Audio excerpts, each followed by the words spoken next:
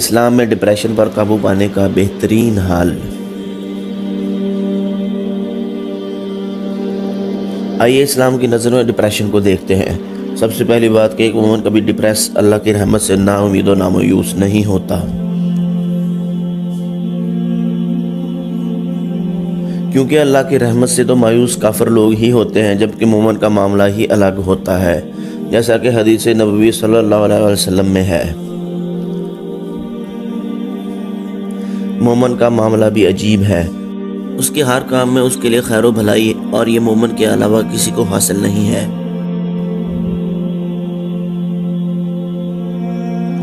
اگر اسے آسودگی خوشحالی حاصل ہو تو اللہ کا شکر ادا کرتا ہے، یہ بھی اس کے لیے خیر ہے، اور اگر اسے تکلیف پہنچے تو صبر کرتا ہے، یہ بھی اس کے لیے بہتر ہے۔ جب ماضی و مستقبل کے غموں کا دورہ ہو، زندگی غموں میں لپٹی دکھائی دے اور کوئی راہ فرار بھی نہ ملے،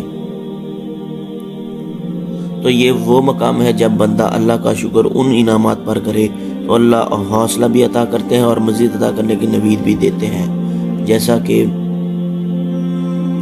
اگر تم شکر کرو گے تو میں تمہیں زیادہ دوں گا، اور ناشکری کرو گے تو میرا عذاب بھی شدید ہے۔ حدیث میں ہے کہ صبر تو صدمے کے آغاز میں ہوتا ہے۔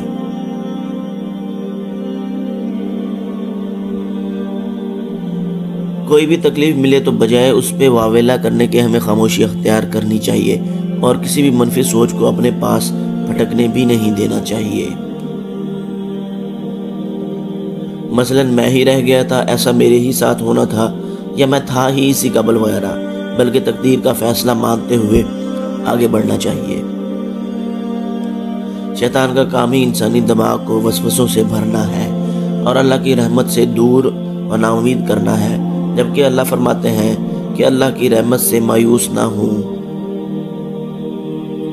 جب انسان کی روحانی طاقت کمزور پڑتی ہے تو شیطان کا وار اور بھی آسان ہو جاتا ہے، وہ ہمیں ہر طرف سے خوف و نا امیدی میں مبتلا کرنے کی کوشش کرتا ہے، جبکہ اللہ فرماتے ہیں